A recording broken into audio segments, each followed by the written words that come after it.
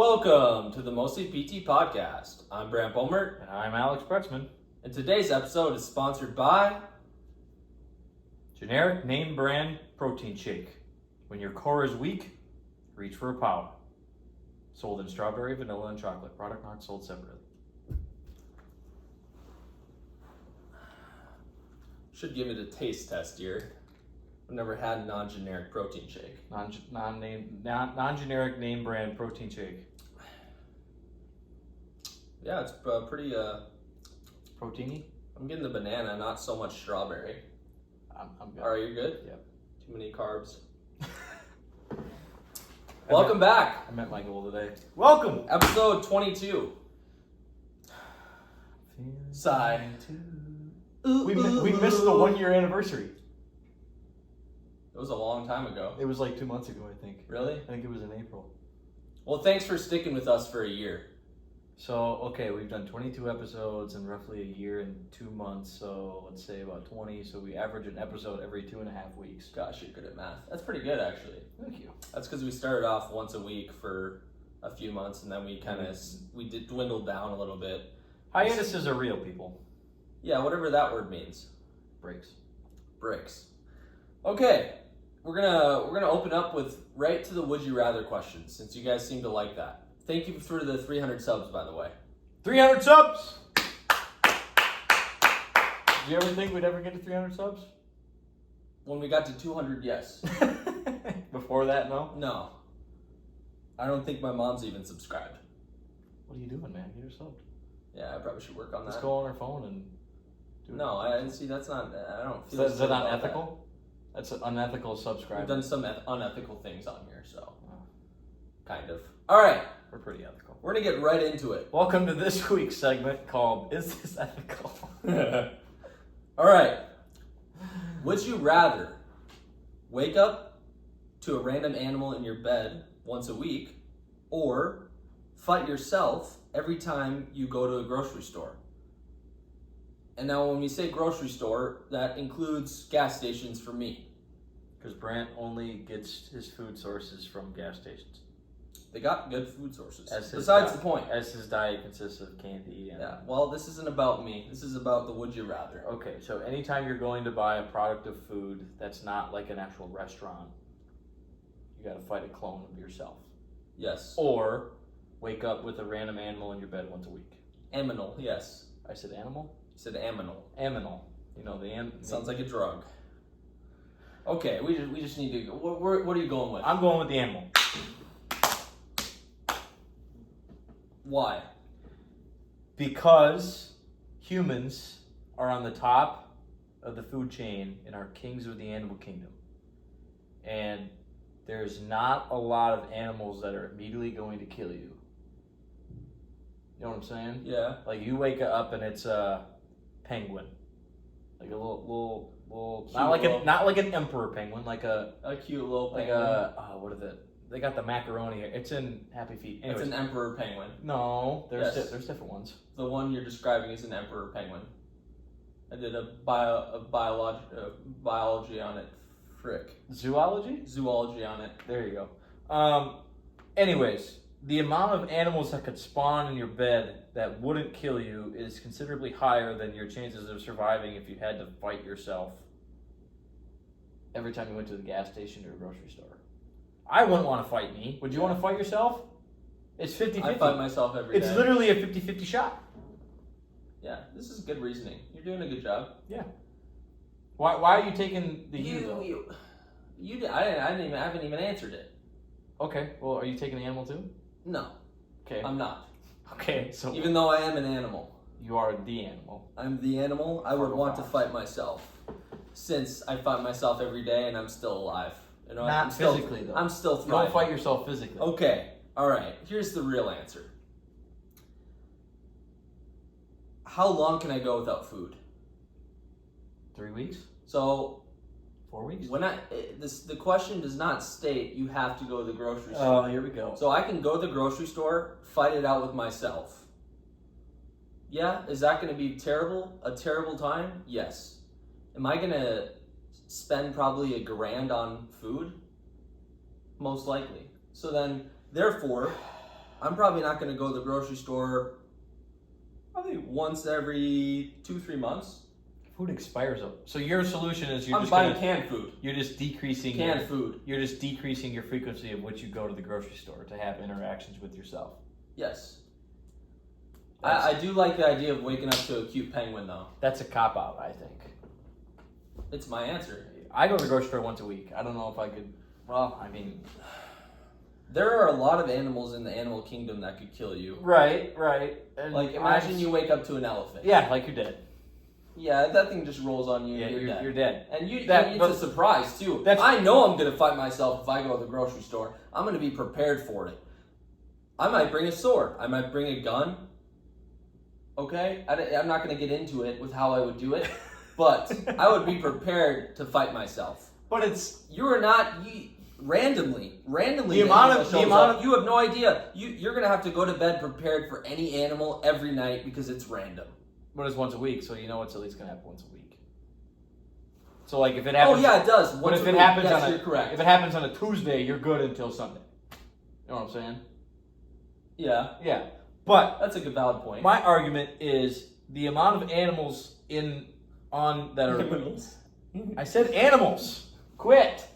The amount of animals that could kill you... He's got a speech impediment. Stop! The amount of animals that could kill you compared to the animals that can't kill you is significantly lower. I don't know that fact. Do you? Has to be. Humans are the prime animal, the top of the food chain. We kill everything. Nothing. So, we do not have a natural predator. It's a random animal, so a human can wake up next to you. Then it could be a kid. I don't know. Random. Okay, here, I'll just go to diffusing your point. Oh yeah, diffuse it. I'm not going to fight myself, because it's too evenly of a match that we just both knock each other out. We know each other's fighting tactics, we know what move we're going to make, because it's literally a clone of me. He's not getting any better than me, he's not any worse than me, it's just a stalemate. So if I bring a sword, my clone's going to have a sword. Now we're getting too deep into it. Because, I don't know. Yeah, I mean...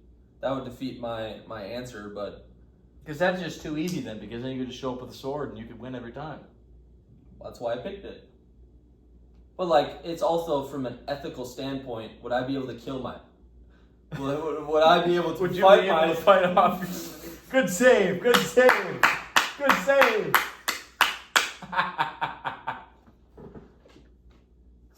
Holy buckets. Welcome to this week's segment right. of Is This Ethical or Not?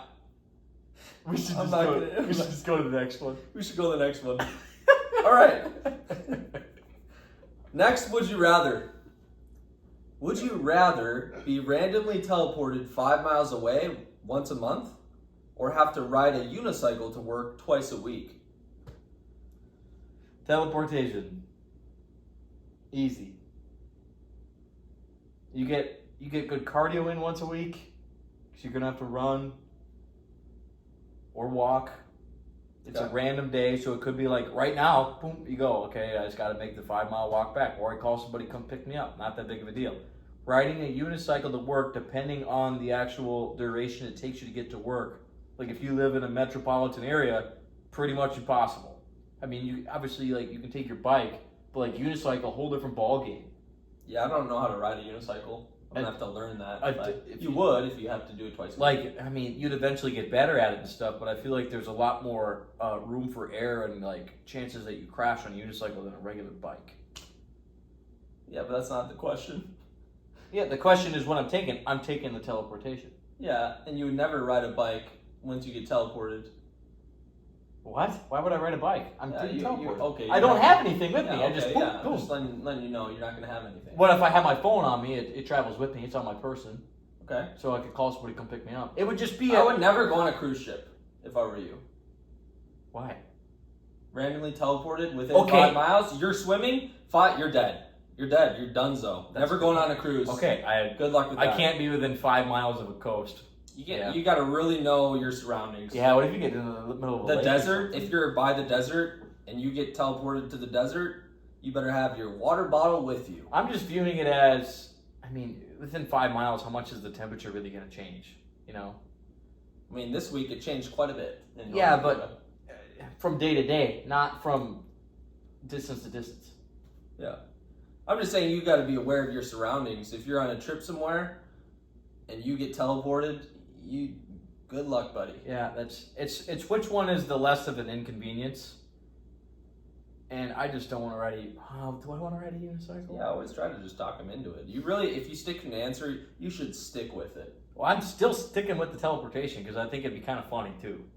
Or you could be in work and all of a sudden, like you're treating a patient, all of a sudden, poof, you're gone. And they're like, "Where'd he go?" And they're like, "Yeah, he does that sometimes."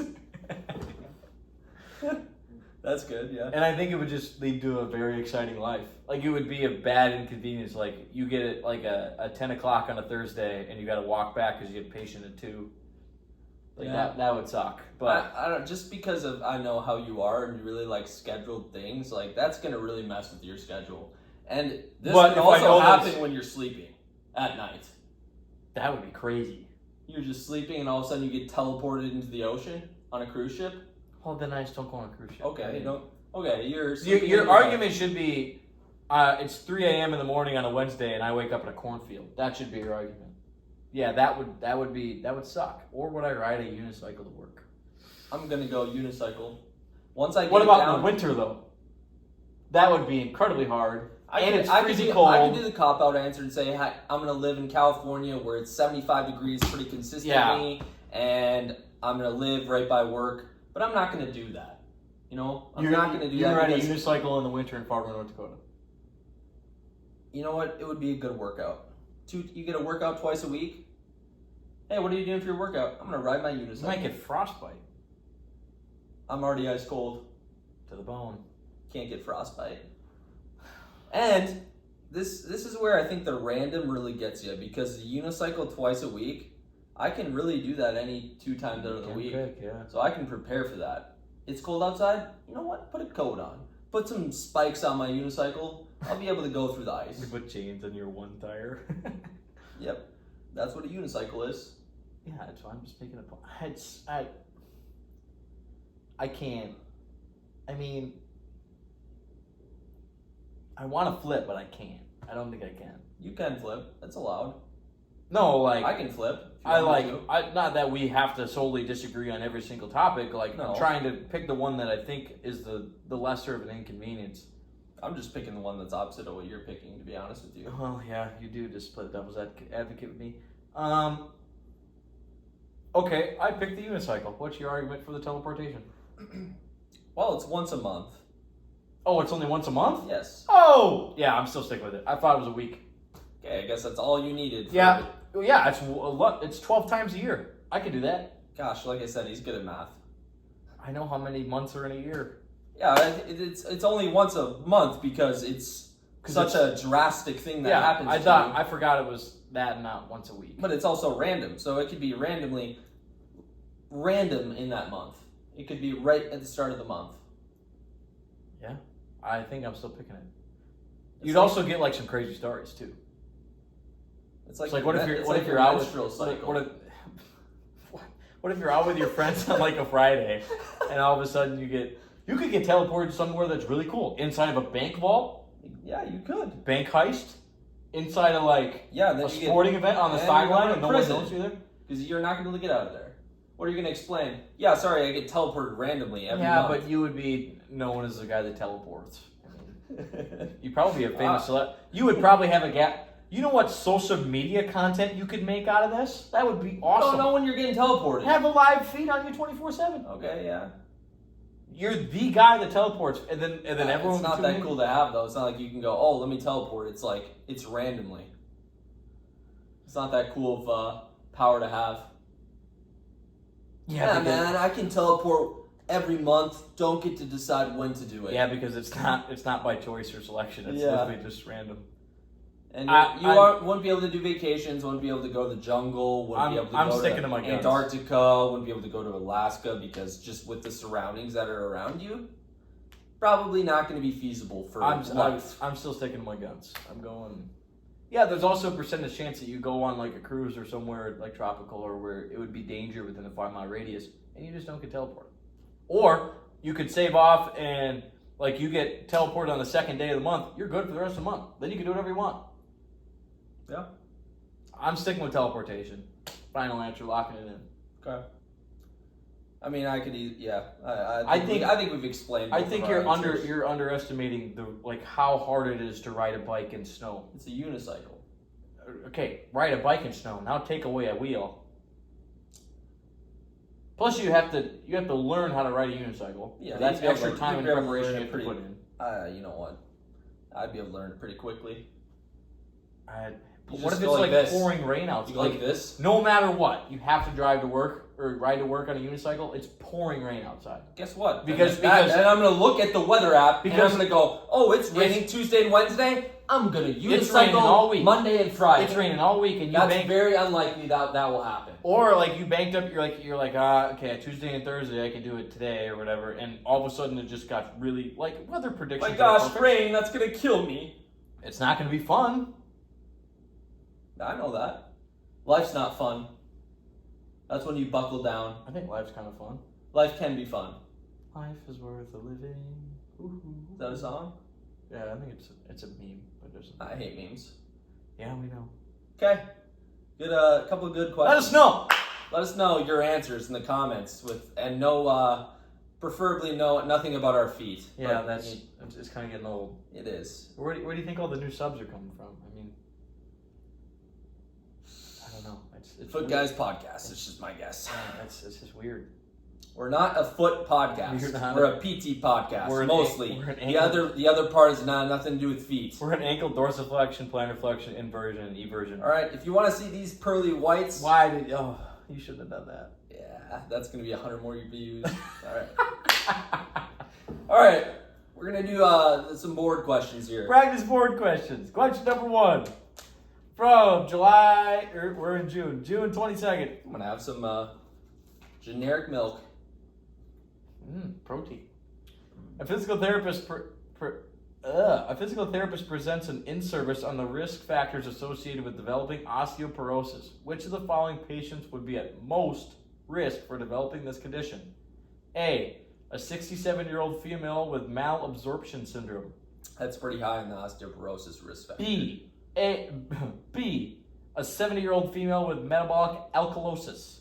C, a 68-year-old male with fibromyalgia. Or D, a 72-year-old male with Caudy Equina syndrome. I'm gonna take out the males from the scenario, so it's either A or B. Correct. What's go A and B again? A 67-year-old female with a malabsorption syndrome. Or B, a 70-year-old female with metabolic alkalosis. I'm gonna go A. That is correct. Great work. I don't get alkalotic. Being alkalotic, how would that affect you? That'd probably make you. Put you in the ER. Yeah. Don't even have to worry about being osteoporotic. Yeah, it's not a risk factor associated with osteoporosis. It's just death. All right. From June 24th. Physical therapist gathers data to assist in differential diagnosis. The therapist determines that a patient's pain presentation is located primarily in the right posterior shoulder region with intermittent paresthesias in the right middle finger. This type of clinical presentation... Radial. Could you just let me finish the question?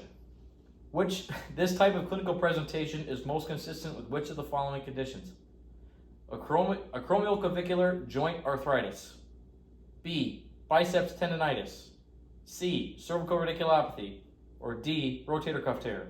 C. Correct. That's pretty easy. Yeah. Is that a basic question? Yes. 94%. Yeah, what nerve? Median.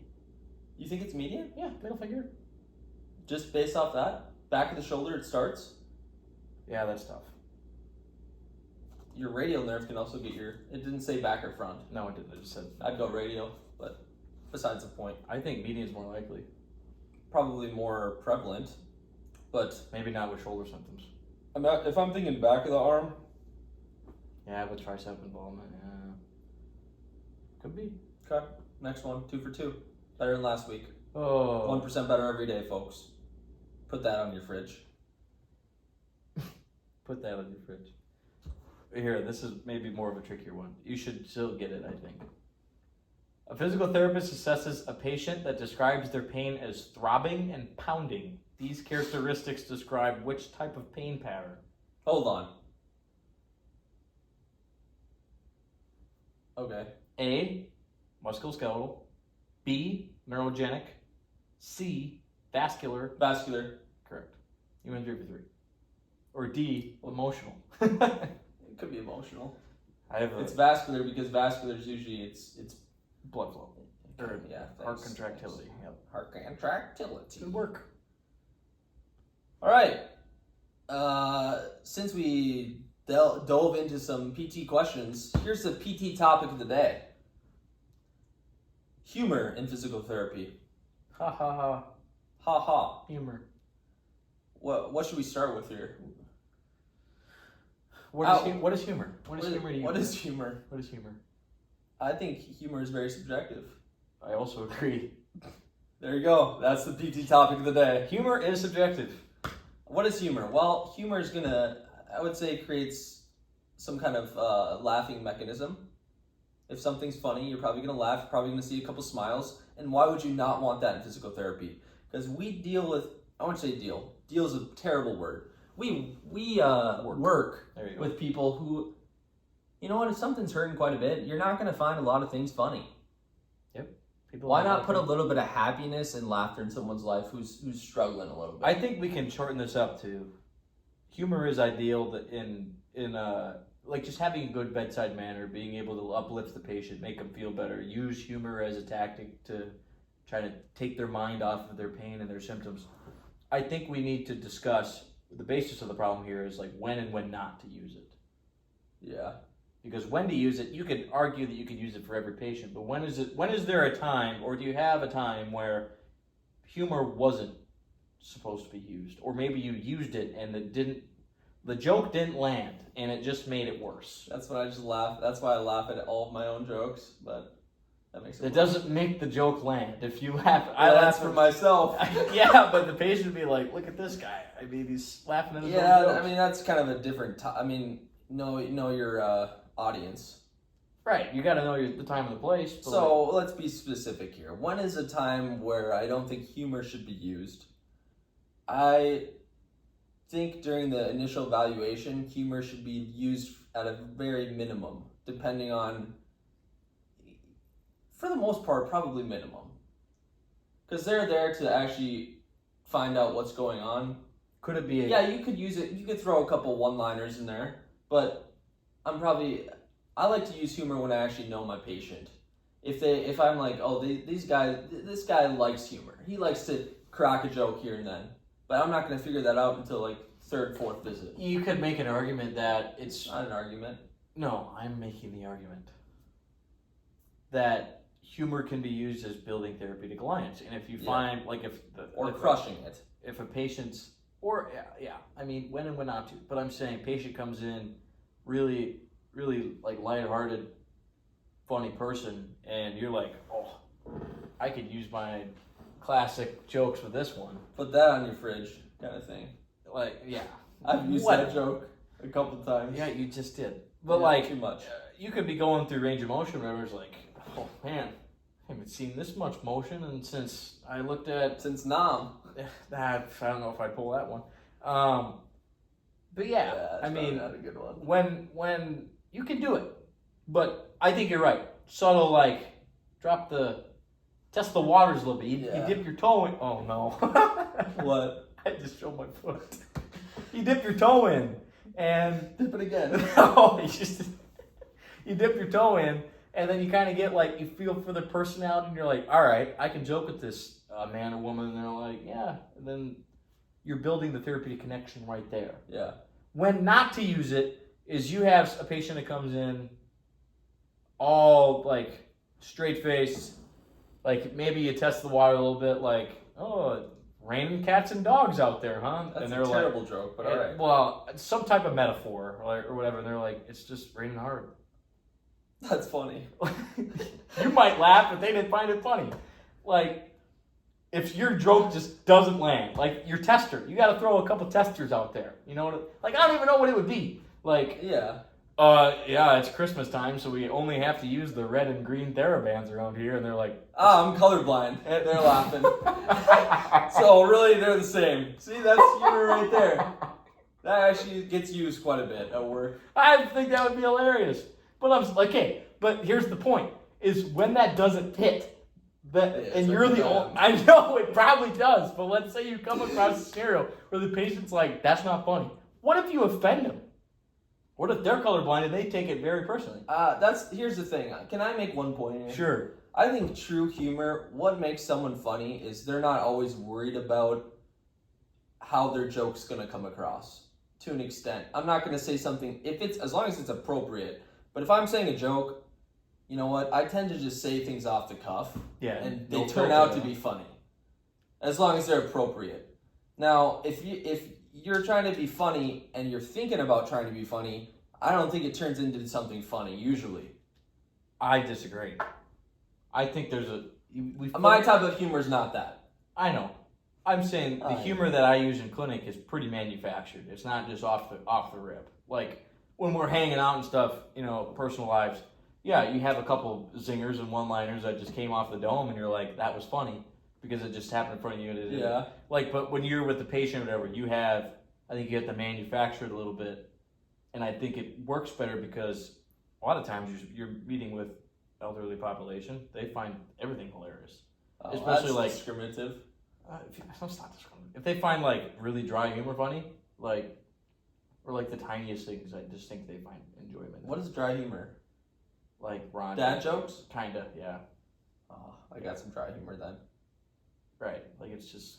Yeah, I mean, what do you mean? Don't have to what do you think mean very manufactured? I got a set of 10 jokes up in my fridge that I use from time to time. Not like that, but like what you said with the colorblind joke, now it's manufactured. Now you say it over and over because you come. It's manufactured right into my cones. That's a joke. It's not funny. Tell me your best joke right now. Not PT related. What do you got? I see, but if I'm the type, I'm not gonna be able to just say, wait, I have this joke.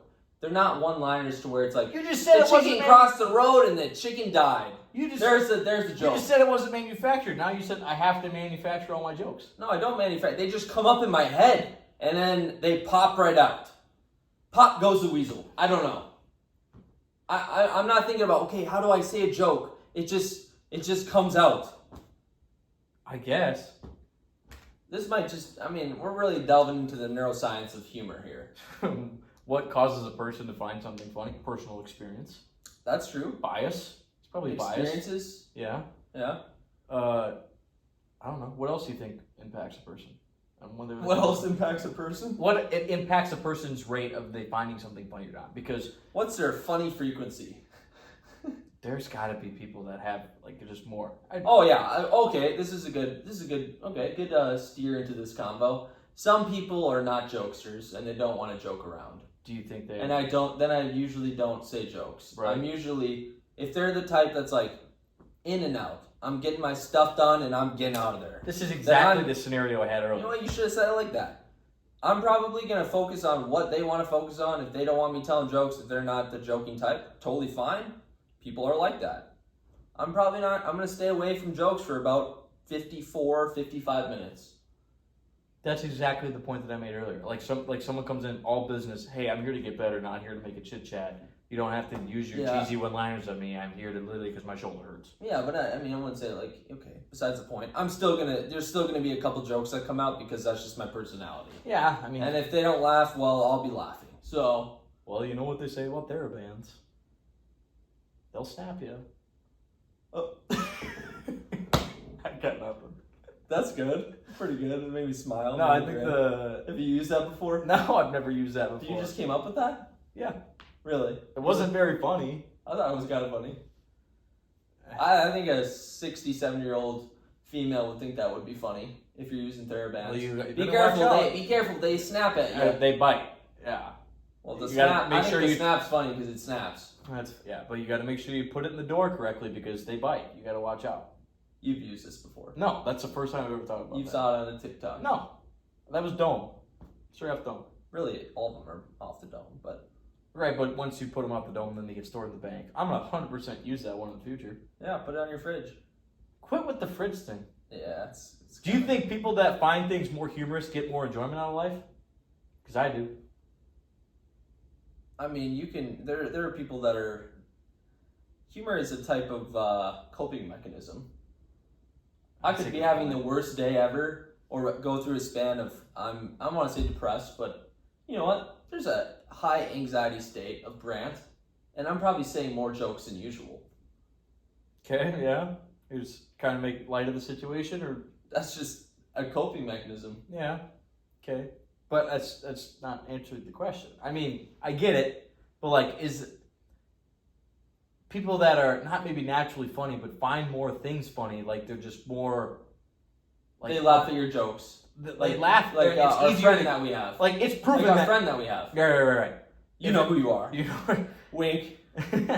like people that smile more automatically have like more increased like neurotransmitters released, and it just makes them feel better, like endorphins and stuff like that. So people that laugh more in a day, like find things more funny. Do you think they just get more enjoyment out of life because they just naturally feel better? Yes. That's what I'm asking. Yeah. A smile a day keeps the doctor away. This has been episode 22. Mostly PT Pod out. So I'll catch you in the next one.